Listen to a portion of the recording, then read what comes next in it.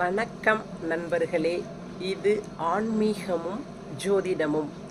இன்றைய பதிவிலே என்ன பார்க்க இருக்கிறோம் என்றால், நிறங்களுக்கும் கிழமைகளுக்கும் தொடர்பு இருக்கிறதா? நிச்சயமாக இருக்கிறது.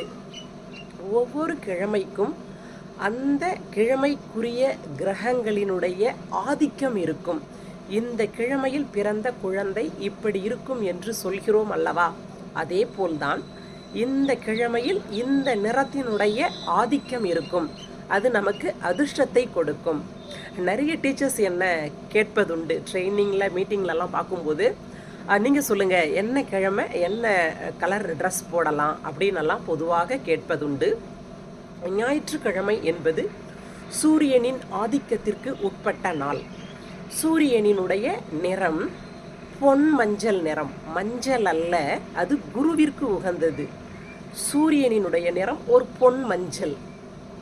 மாலை நேர அந்தி நேர சூரியனை நாம் பார்த்திருப்போம் என்றால், அந்த சூரியனினுடைய கிரணம் கதிர் ஒரு ஆரஞ்சு வண்ணம் கலந்த தீச்சுவாலையினுடைய நிறமாக இருக்கும்.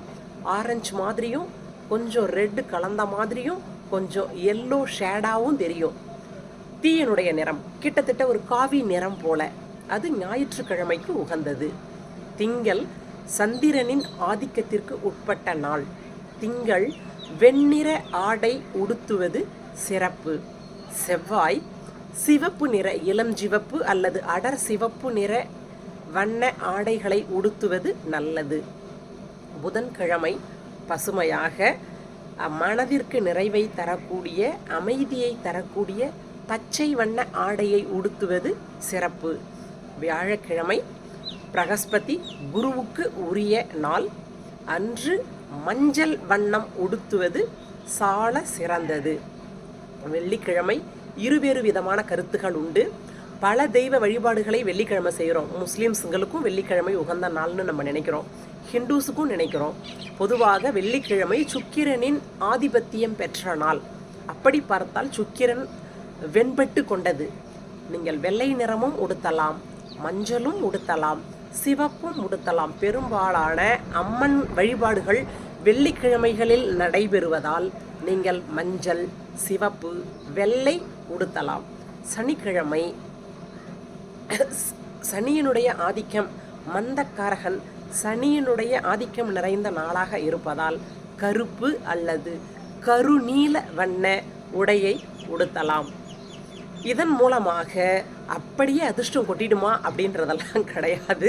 ஒரு நம்பிக்கை. ஒரு இன்டர்வியூ அட்டன் பண்ண போகிறோம், ஒரு பெண் பார்க்க போகிறோம், ஒரு முக்கியமான பிஸ்னஸ் டீல் பேச போகிறோம் அப்படிங்கிறப்போ நமக்கு ஒரு நம்பிக்கை கொடுக்கறதுக்காக, ஒரு ஆத்ம திருப்திக்காக, மேபி அந்த நம்பிக்கை உங்களுக்கு ஒரு பலத்தை கொடுக்கலாம். இறை நம்பிக்கையே அப்படி தானே, கடவுள் இருக்காரா இல்லையா, இருந்தால் நல்லா இருக்கும் அப்படிங்கிறதையெல்லாம் தாண்டி கடவுள் அப்படின்னு ஒருத்தர் இருக்கார்.